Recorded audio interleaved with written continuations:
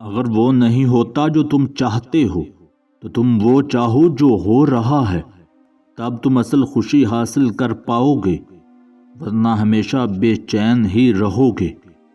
خبردار ایسی محفلوں میں جا کر مت بیٹھو جہاں تمہاری عزت نفس پر داغ لگے، ورنہ ذلیل ہونا تمہارا مقدر بنے گا۔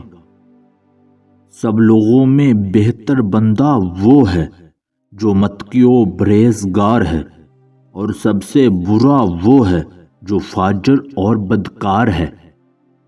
جو انسان عقل رکھتا ہے وہ کبھی بھی اپنے دکھ اور درد کو اپنے سینے میں لے کر ایک کونے میں نہیں بیٹھا رہتا ہے، بلکہ وہ اپنی مشکلوں اور مصیبتوں سے لڑتا ہے، اور پھر بھرپور لڑ کر دکھوں اور مصیبتوں کے بدلے خوشی خرید لاتا ہے۔ جو نیک آدمی ہو اس کو کسی بھی صورت حق بولنے پر گھبرانا نہیں چاہیے۔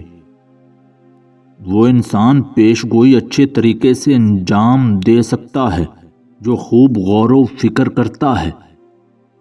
جب دل میں خوف بیٹھ جائے پھر زبان سے وہی بات نکلتی ہے جو دل میں ہوتی ہے۔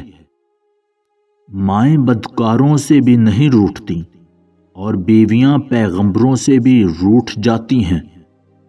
جب انسان اندر سے ٹوٹ جاتا ہے تو باہر سے خاموش رہنا شروع کر دیتا ہے۔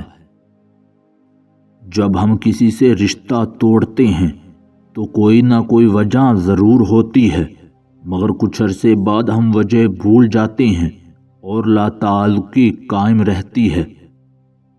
بار بار غور و فکر کرنے سے شک دور ہو جاتا ہے، اور دین کے معاملے میں شک کرنے سے شرک جنم لیتا ہے۔